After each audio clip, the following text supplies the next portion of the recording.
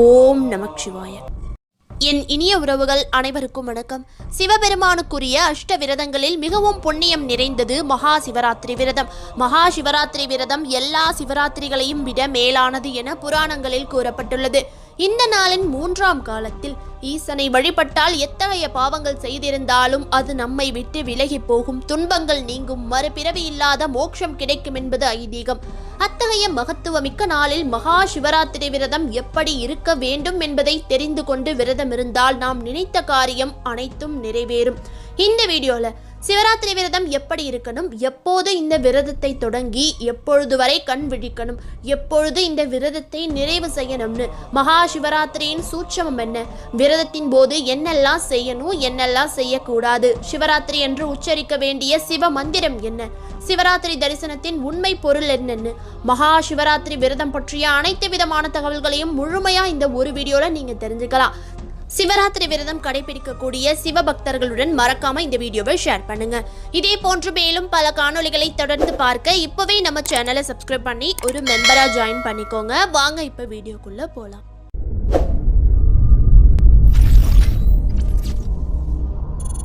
பிப்ரவரி 15ஆம் தேதியன்று மாலை 5:51 மணிக்கு தான் சதுர்த்தசி திதி துவங்குது. அதே போல பிப்ரவரி 16ஆம் தேதியன்று மாலை 6:26 மணியோட அந்த சதுர்த்தசி திதி முடிஞ்சிடுது. அதுக்கு பிறகு அமாவாசை திதி துவங்குது. மகா சிவராத்திரி வழிபாடுங்கிறது இரவு முழுவதும் கண்விழித்து செய்யப்பட வேண்டியது.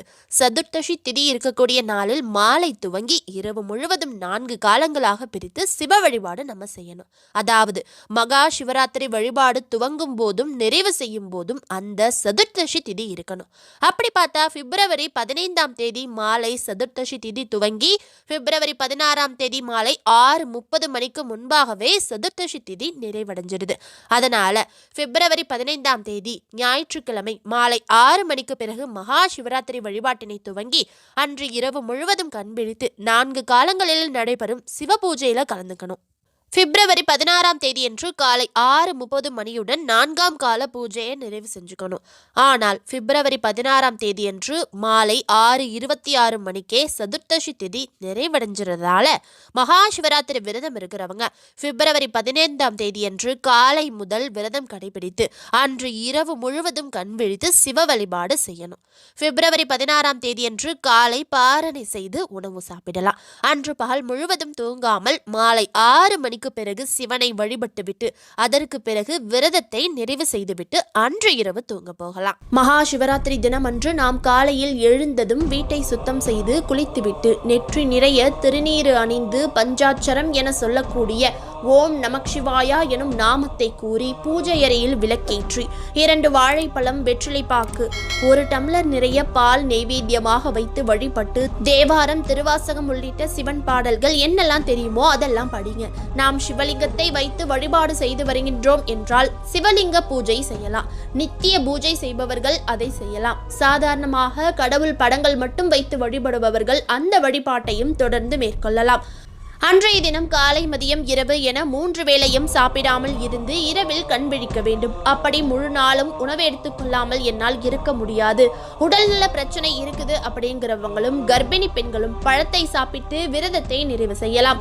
உணவெடுக்காமல் இருக்க முடியாது என்பவர்கள் முடிந்தவரை அன்றைய ஒரு நாளாவது நாம் சமைத்த உணவுகளை எடுத்துக்கொள்ளாமல் பழங்கள், அவல் உள்ளிட்ட பொருட்களை எடுத்துக்கொள்ளலாம். தண்ணீர், பழச்சாறு அருந்தலாம். சிவராத்திரி தினத்தில் நாம் வீட்டில் பூஜை செய்வதோடு இரவில் வீட்டில் சிவலிங்கத்திற்கு 4 ஜாம பூஜை செய்து வழிபடலாம். அல்லது கோவிலுக்கு சென்று அங்கு சிவலிங்கத்திற்கு செய்யப்படும் அபிஷேக ஆராதனையில் கலந்து கொள்ளலாம்.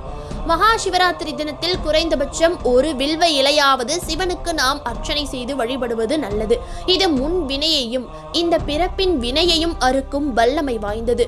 சிவனின் துதியும் சிவ ஆராதனையும் அனைத்து நன்மைகளையும் தரக்கூடியது. சிவராத்திரி அப்படின்னாலே இரவு நேரம் தான் அதிக விசேஷமானது. மகா சிவராத்திரி தினம் அன்று குறைந்தபட்சம் இரவு 1 மணி வரையாவது நாம் கண் விழித்து சிவபெருமானை வழிபட வேண்டியது ரொம்பவே அவசியமான ஒன்று.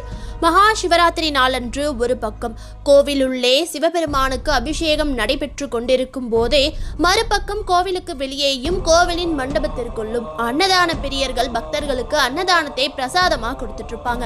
இப்படி அவங்க அன்னதானம் கொடுப்பதால் நாள் முழுவதும் விரதம் இருந்து கோவிலுக்கு வரும் பக்தர்களின் சிவராத்திரி விரதத்தின் நோக்கமே கெட்டு போயிடும் அப்படிங்கிறத முதல்ல அவங்க தெரிஞ்சுக்கணும். எதனால இந்த சிவராத்திரி விரதம் நம்ம இருக்கணும் அப்படிங்கிறதுக்கான முக்கியமான 2 விஷயங்களை நம்ம புரிஞ்சுக்கணும். நம்முடைய அன்றாட தேவையாக நினைப்பது உணவு மற்றும் தூக்கம். இவை 2ம் தான். இவை 2க்காகவும் தான் அல்லும் பகலும் உழைத்து சம்பாதிக்கிறோம். ஆனால் அந்த சிவராத்திரி தினத்தில் மட்டுமாவது உணவு தூக்கம் 2ஐயும் மறந்து எம்பெருமான் சிவபெருமானுக்காக நாள் முழுவதும் கண்விழித்து விரதம் இருப்பதுதான் இந்த நாளின் உண்மையான நோக்கம். நம்முடைய 5 புலன்களையும் கட்டுப்படுத்துவது இந்த உணவும் உறக்கமும் தான். இந்த 2ஐயும் கட்டுப்படுத்தினாலே 5 புலன்களும் தானாகவே நம் கட்டுக்குள் வந்துவிடும். அப்படி கட்டுப்படும் போது நம் மனதிற்குள் இறையுணர்வு தானாகவே வந்துவிடும். அப்போது நாம் நினைத்த காரியம் இனிதே நிறைவேறும். இதைத்தான் சிவராத்திரி விரதம் நமக்கு எடுத்துரைக்கிறது. தானத்தில் சிறந்த தானம் அன்னதானம் தான் அப்படிங்கிறத நம்ம ஒருபோதும் மறுக்கல. ஆனால் அதை எதற்கு எப்போது கொடுப்பது என்ற ஒரு நியதி உண்டு. அப்படி செய்தால்தான் அன்னதானம் கொடுப்பவருக்கும் அதை பெறுபவருக்கும் உரிய பலன் கிடைக்கும். அதுவரை கோவிலுக்கு வெளியில் சிலர் அன்னதானமாக கொடுக்கும் உணவை எடுத்துக்கொண்டால் உங்களின் விரதம் கலைந்துவிடும். அதனால் அதிகாலை 4 மணிக்கு கால பூஜை நிறைவு பெற்ற பின்னரே பிரசாதத்தை சாப்பிட வேண்டும். அல்லது வீட்டிற்கு வந்து ஏதேனும் ஒரு சாதத்தை செய்து அதை கோவிலுக்கு சென்று அங்கு சிவனை தரிசித்து வரும் சிவபக்தர்களுக்கு வழங்கலாம். நாமும் சாப்பிடலாம். இப்படி செய்ய சிவபெருமானின் அருள் பரிபூரணமாக நமக்கு கிடைக்கும். நம்மை படைத்த பிரம்மா விஷ்ணு மற்றும் தேவர்களும் முனிவர்களும் அன்னை பராசக்தி தேவி கூட உணவருந்தாமல் சிவராத்திரி விரதம் இருந்து சிவபெருமானை வழிபடும் போது நாம் ஒரு நாள் உணவை தியாகம் செய்வதால் ஒன்றும் கெட்டுவிடாது. அதோடு சிவபெருமான் சதா சர்வகாலமும் தியான நிலையிலேயே அமர்ந்திருப்பவர். ஆரவாரத்தை அறவே வெறுப்பவர். அவருக்கு பிடித்தது ஏகாந்தமான அமைதிதான். அதனால் தான் கோவிலுக்குள் நுழைந்து இறைவனை தரிசிக்க செல்லும் போது அமைதியாக வந்து தரிசித்து அமைதியாக வெளியேற வேண்டும் என்று நம்முடைய முன்னோர்கள் கூறியிருப்பாங்க. அதனால இனிமேலாவது சிவராத்திரி தினம் அன்று அன்னதானம் கொடுப்பதை தவிர்த்து வாருங்கள். சிவராத்திரி தினம் அன்று கட்டாயமாக செய்ய வேண்டிய சில முக்கியமான விஷயங்கள் என்னன்னு தெரிஞ்சுக்கலாம். சிவ தரிசனம் செய்ய வேண்டும். குறைந்தபட்சம் வில்வ இலைகளையாவது சிவபெருமானுக்கு சமர்ப்பிக்க வேண்டும். கண் விழித்து சிவநாம ஜபம் செய்ய வேண்டும். தவறாமல் 4 காலமும் சிவபுராணம் படிக்க வேண்டும். இவை 4ஐயும் செய்ய வேண்டிய வரங்கள் கட்டாயம் கிடைக்கும் என்பது நம்பிக்கை. 4 கால பூஜைகளுக்குரிய அபிஷேக திரவியங்களை கொஞ்சமாச்சும் வாங்கி கொடுக்கலாம். வறுமை நீங்கும். வஸ்திரம் வழங்கினால் கேட்கும் வரம் கிடைக்கும். தூப தீப கைங்கரியத்துக்கு உதவினால் சகலவிதமான செல்வங்களும் சேரும் என்பது நம்பிக்கை. வேதங்கள் இறைவனால் அருளப்பட்டவை என்றாலும் அவை இறை வடிவங்களே என்பது நம்பிக்கை. ஒவ்வொரு வேதத்திற்கும் ஒவ்வொரு தேவதை உண்டு. 4 வேதங்களில் நடுநாயகமாக திகழும் வேத பாகம் யஜுர்வேத ஸ்ரீருத்ரம். அந்த ஸ்ரீருத்ரத்திலும் மத்தியில் இருக்கும் சொல் சிவ என்பது. இந்த சிவ என்னும் வார்த்தையை சொல்ல சகல வேதங்களையும் சொன்ன பலன் கிடைக்கும் என்பது ஐதீகம். எளிதில் அனைவராலும் சொல்ல முடிகிற ஒரு மந்திரம்தான் இந்த சிவ மந்திரம். அந்த சிவ மந்திரத்தை தவறாமல் உச்சரிக்க வேண்டிய தினம்தான் இந்த சிவராத்திரி. சிவராத்திரி இரவில் ருத்ர ஜபம் செய்ய வேண்டியது அவசியம். ருத்ர ஜபம் சிவபெருமானுக்குரிய பிரத்யேக ஜபம். சிவபெருமானின் கல்யாண குணங்களை விளக்கும் ஸ்லோகம். தினமும் வேத பாராயணம் செய்யும் கடமை உள்ளவர்கள் குறைந்தபட்சம் ருத்ர ஜபமாவது செய்ய வேண்டும் என்பது விதி. வேத பாராயணம் செய்யும் விதி இல்லாதவர்கள் சிவபுராணம் சொல்லலாம்.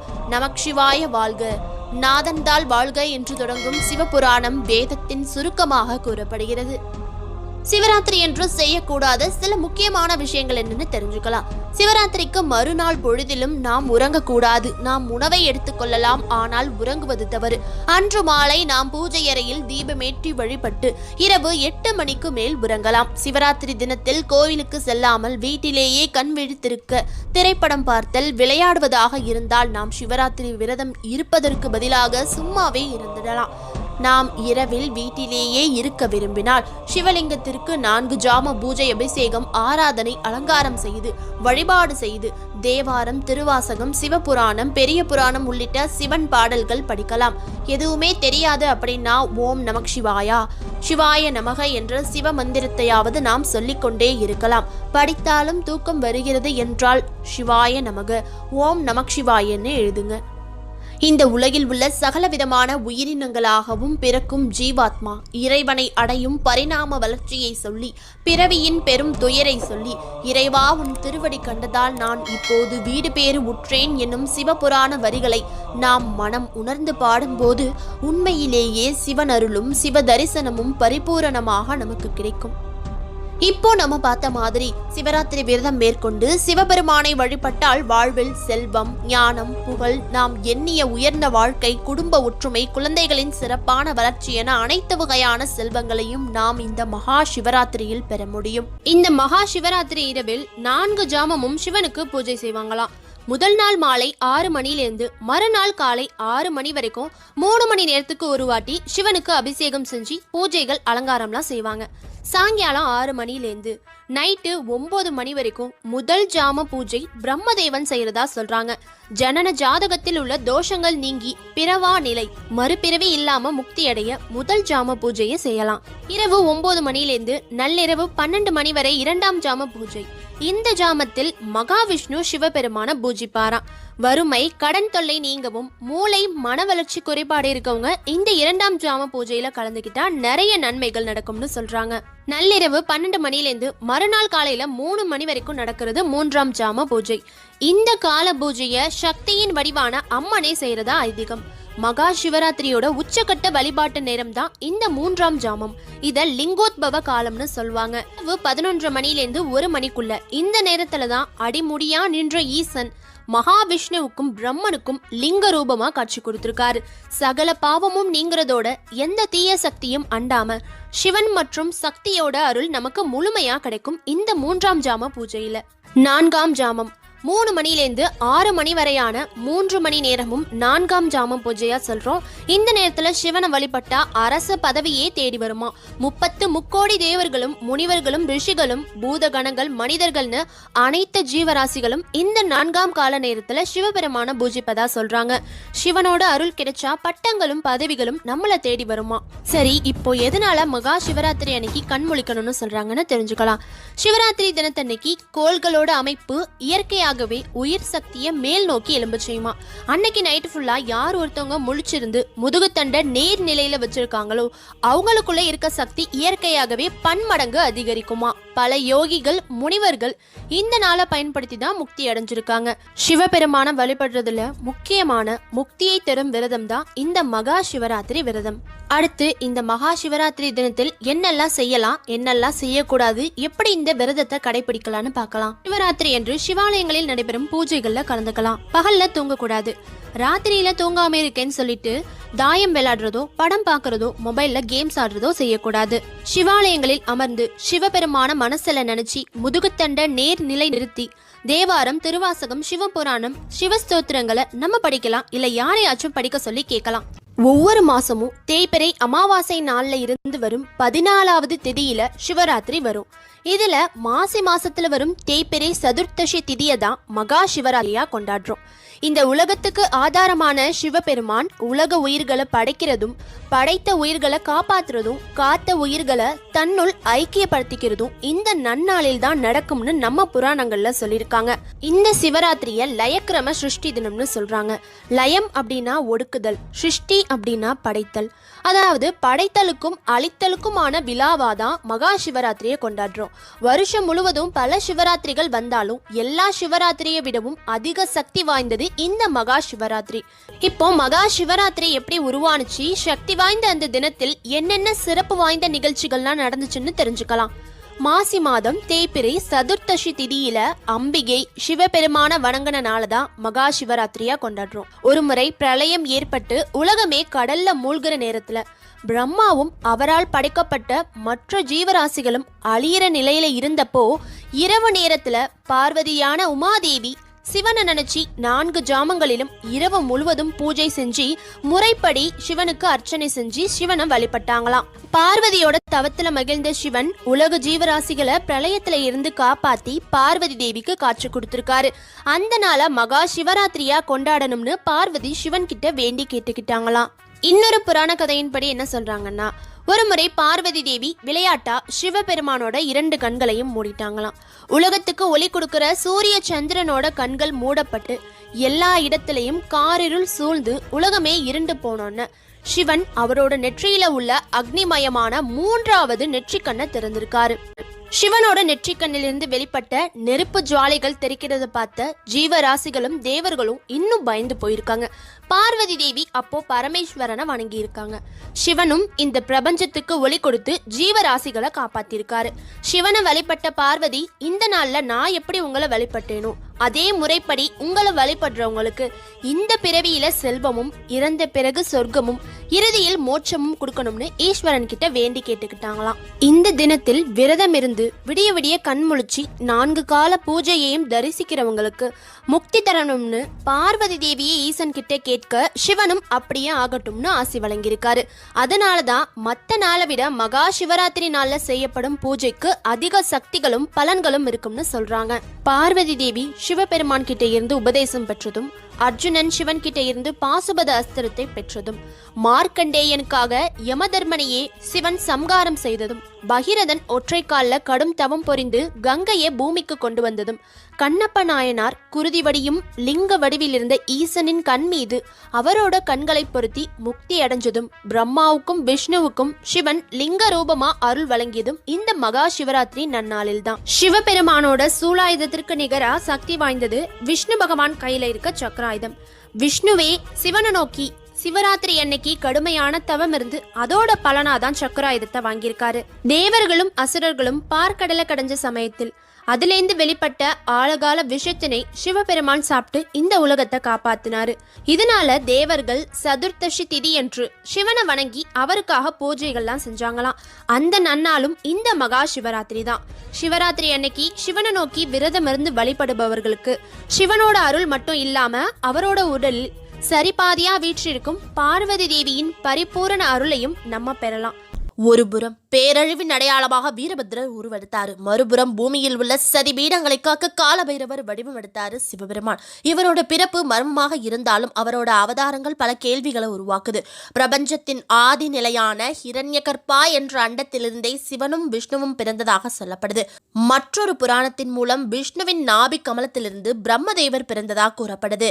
சிவபெருமான் இப்புவியில் ஒன்றல்ல இரண்டல்ல கிட்டத்தட்ட 21 முறை பிறந்திருக்காரு. அதெல்லாம் என்னென்ன, சிவபெருமான் என்னென்ன காரணங்களுக்காக இப்புவியில் அவதரிச்சாருன்னு பார்க்க போறோம். உலக உயிர்களை காப்பதற்காக இறைவன் பூமியில் தோன்றுவதே அவதாரம்னு சொல்லப்படுது. சிவனோட முதல் அவதாரம் பிப்லாட் அவதாரம். பிப்லாட் அப்படின்னா அரச மரத்தடியில் பிறந்த குழந்தைன்னு அர்த்தம்.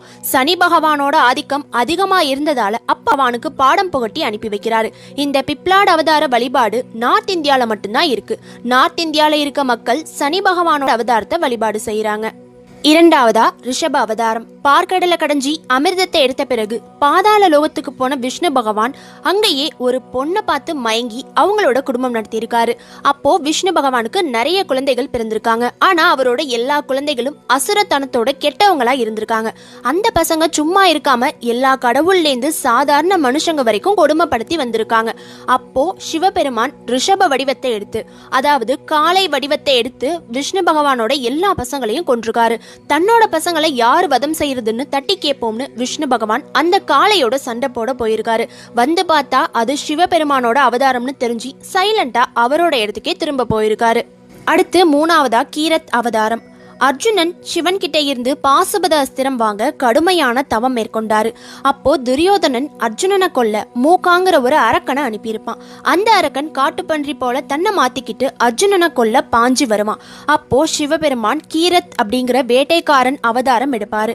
ஆழ்ந்த தியானத்தில் இருந்த அர்ஜுனனோட கவனம் அந்த பன்றியோட சத்தத்தால சிதறி அந்த காட்டுப்பன்றிய அர்ஜுனனும் கீரத்தும் 2 பேரும் அம்புகள்னால வீழ்த்தி இருப்பாங்க. அர்ஜுனனை காப்பாத்ததான் சிவபெருமான் தோன்றி சின்ன திருவிளையாடல் நடத்தி அர்ஜுனனுக்கு சக்தி வாய்ந்த பாசுபத ஆயுதத்தை பரிசா கொடுப்பாரு. ஆனா விஜய் டிவி மகாபாரதத்துல அந்த பன்றி அரக்கன் துரியோதனன் அனுப்புனதா சொல்லாம சிவபெருமான் தான் அந்த பன்றியை அனுப்பி வச்சு சோதிச்சு பார்த்த மாதிரி காமிச்சிருப்பாங்க. தன்னோட பக்தனுக்கு துன்பம் நேரும் போது சிவபெருமான் ஏதாச்சும் ஒரு உருவம் எடுத்து காப்பாத்துவாருங்கிறதுக்கு அது ஒரு சாட்சி. அடுத்து நாலாவதா வீரபத்ர அவதாரம். பிரம்மாவோட மகன் தக்ஷன், அவருக்கு பிறந்த சதி சிவபெருமான காதலிச்சு திருமணம் செஞ்சுக்குவாங்க.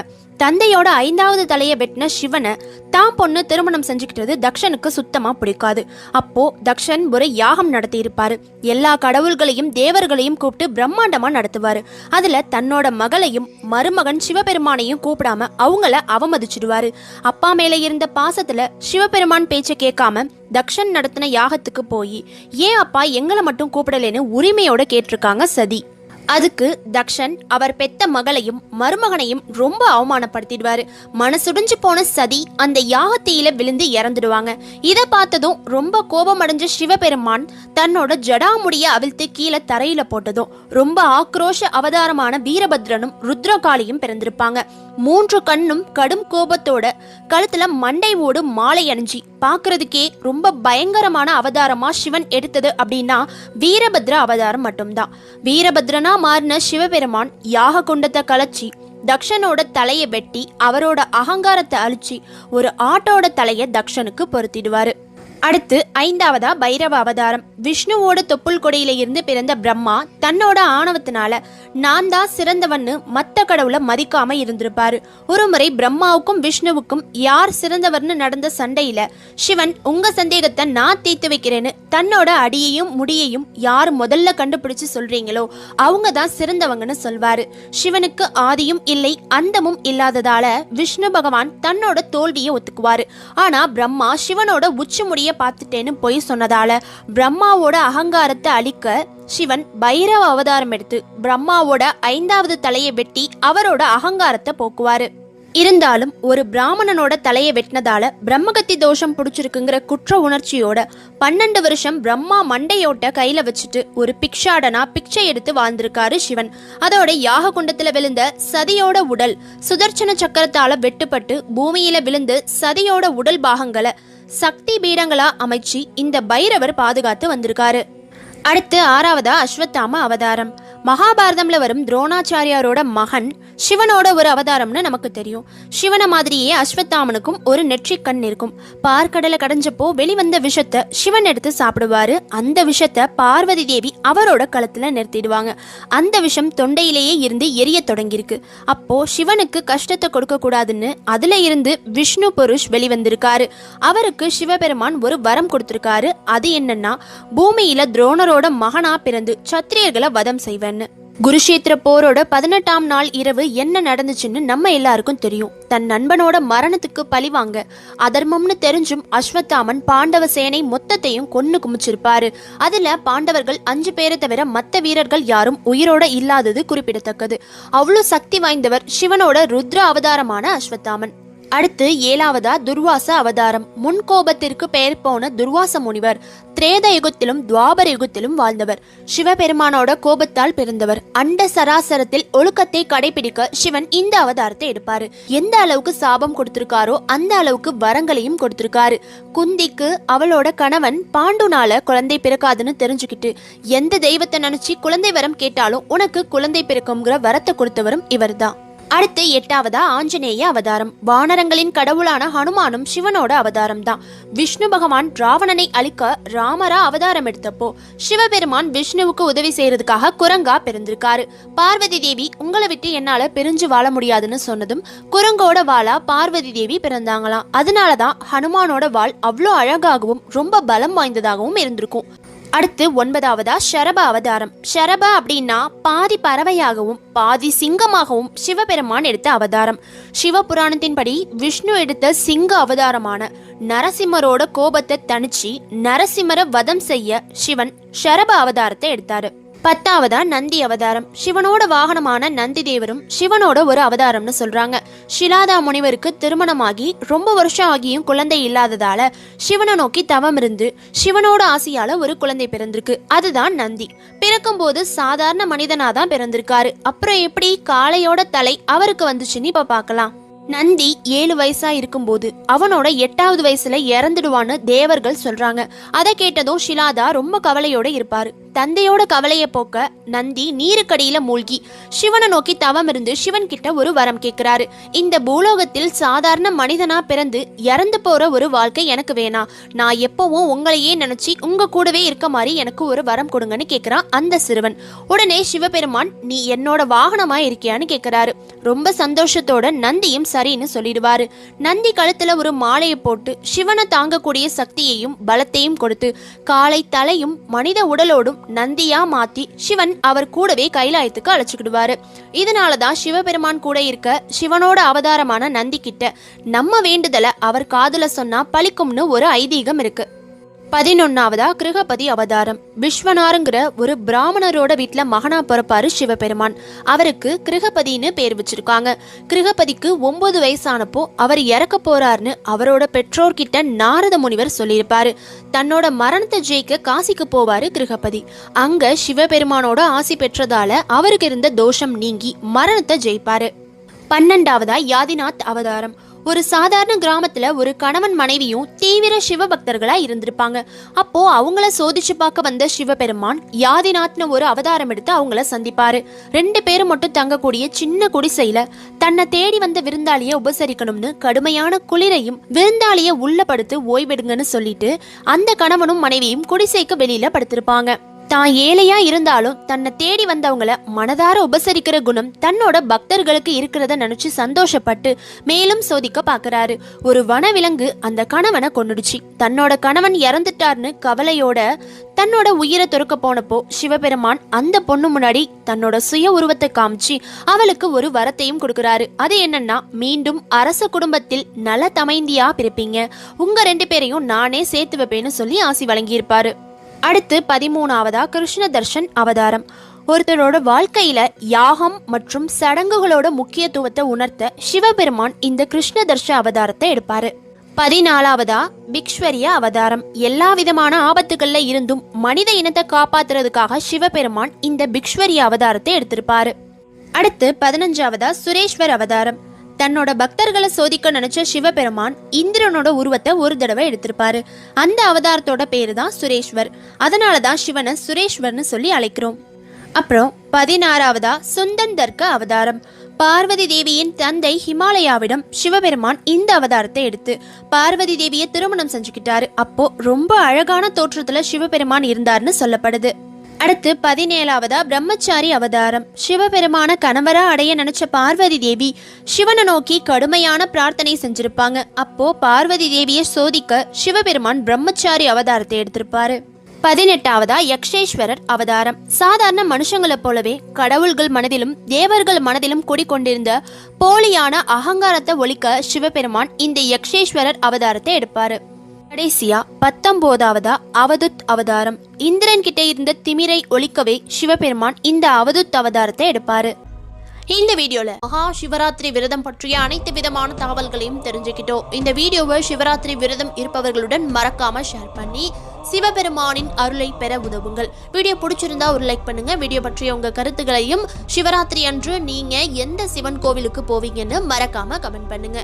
இதே போன்று மேலும் பல காணொளிகளை தொடர்ந்து பார்க்க நம்ம சேனலை சப்ஸ்கிரைப் பண்ணிக்கோங்க. அடுத்து வேறு ஒரு இன்ட்ரெஸ்டிங்கான வீடியோவோடு உங்களை சந்திக்கிறேன். இப்படிக்கு வைரல் ஸ்டாரி அட்மின் ஸ்வாதி. நன்றி, வணக்கம்.